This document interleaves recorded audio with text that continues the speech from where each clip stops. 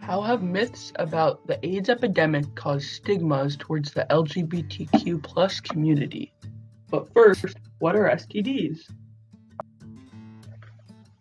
Sexually transmitted diseases, or STDs, are infections caused by the exchange of bodily fluids and most commonly spreads through sexual contact and the use of unclean needles. STDs are often asymptomatic and are usually more serious for women and can be detrimental during pregnancy. There are more than 20 different types of STDs.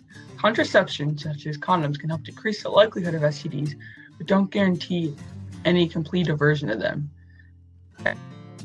Bacteria, parasites, and viruses. And while antibiotics can help treat parasites and bacteria, there is no way to fully treat STDs that come from viruses. However, there are ways to manage them. It is widely believed that HIV/AIDS crossed species from chimpanzees to humans. As of 2018, there are more than 37.9 million people that have HIV globally, and there are more than 770,000 deaths. One common myth is that HIV/AIDS is a gay disease and that either they can't catch it because they're heterosexual or that the spread is the gay community's fault.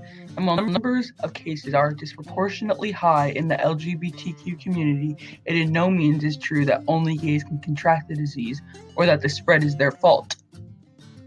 All that this myth does is perpetuate hurtful stereotypes that further ostracize members of the LGBTQ community. Myth number 2. Lesbians can't have HIV/AIDS. While less common, lesbians in fact can contract HIV/AIDS from having sex with another woman. It is generally more common in lesbians who share needles, have more rough intercourse, and use toys. How have these stigmas affected the LGBTQ community, you may ask? Well, as of 2018, about 4.5% of the U.S. population identified as lesbian, gay, bisexual, or transgender, yet 39% said they had some sort of mental health issue, most of which were a sort of anxiety or depression. 30% of transgender people in this country postpone or avoid medical care due to discrimination and shame and that they face, and 8% of the LGBTQ plus community, including a whopping 27% of transgender people, deny healthcare altogether, partially due to these stigmatizations. A study in China was done that directly linked the stigmatization during the HIV/AIDS epidemic with gay men not seeking medical care, having increased levels of anxiety and depression, and even higher suicide rates.